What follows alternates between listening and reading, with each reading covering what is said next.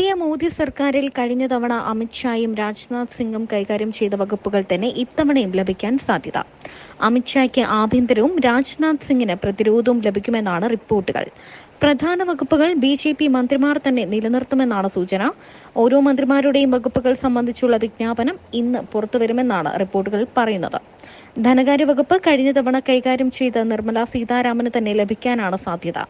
അതേസമയം പീയൂഷ് ഗോയലിനെയും ഈ വകുപ്പിലേക്ക് പരിഗണിക്കുന്നതായും റിപ്പോർട്ടുകളുണ്ട്. വിദേശകാര്യം എസ് ജയശങ്കർ തന്നെ നിലനിർത്തിയേക്കും.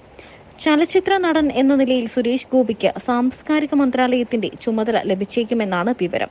മറ്റൊരു മലയാളിയായ ജോർജ് കുര്യന് വിദേശകാര്യ വകുപ്പ് സഹമന്ത്രിസ്ഥാനം ലഭിക്കാനാണ് സാധ്യത.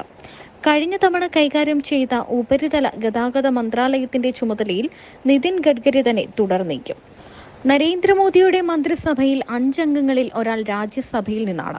രാജ്യസഭയിൽ നിന്ന് 13 പേരാണ് മന്ത്രിസഭയിലെത്തിയത്. ലോക്സഭാ തെരഞ്ഞെടുപ്പിൽ ജയിച്ച 57 പേർക്കാണ് പുതിയ സർക്കാരിൽ പ്രാതിനിധ്യം ലഭിച്ചത്. ഇരുസഭകളിലും ഇല്ലാത്ത 2 പേരാണ് മന്ത്രിസഭയിലേക്ക് തിരഞ്ഞെടുക്കപ്പെട്ടത്.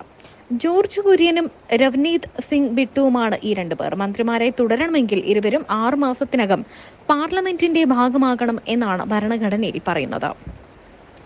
പ്രധാനമന്ത്രി മോദി, 30 ക്യാബിനറ്റ് മന്ത്രിമാർ, 5 സഹമന്ത്രിമാർ, 36 സഹമന്ത്രിമാർ എന്നിവരുൾപ്പെടെ 72 മന്ത്രിമാരാണ് ഇന്നലെ സത്യപ്രതിജ്ഞ ചെയ്ത് അധികാരമേറ്റത്.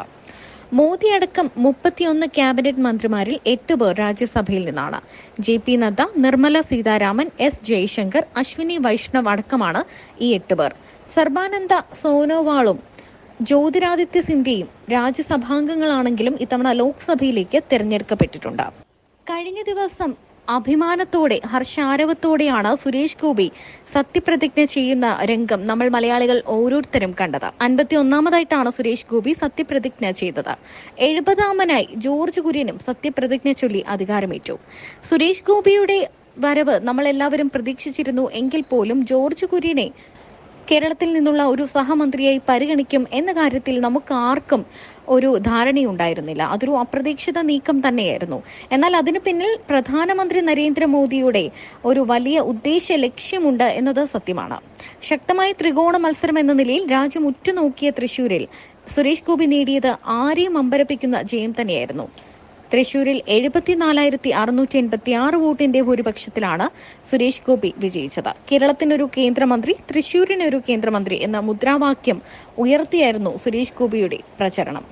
മന്ത്രിസഭയിൽ ക്രൈസ്തവ പ്രാതിനിധ്യം ഉറപ്പിക്കുന്നതിന്റെ ഭാഗം കൂടിയാണ് ജോർജ് കുര്യന്റെ പദവി. സുരേഷ് ഗോപിയുടെ തൃശൂരിലെ വിജയത്തിൽ ക്രിസ്ത്യൻ വോട്ടുകളും ബി.ജെ.പിക്ക് നിർണായകമായി. ഈ പശ്ചാത്തലത്തിലാണ് ജോർജ് കുര്യനെ കൂടി സുരേഷ് ഗോപിക്കൊപ്പം മന്ത്രിസഭയിലേക്ക് കൊണ്ടുവരുന്നത്.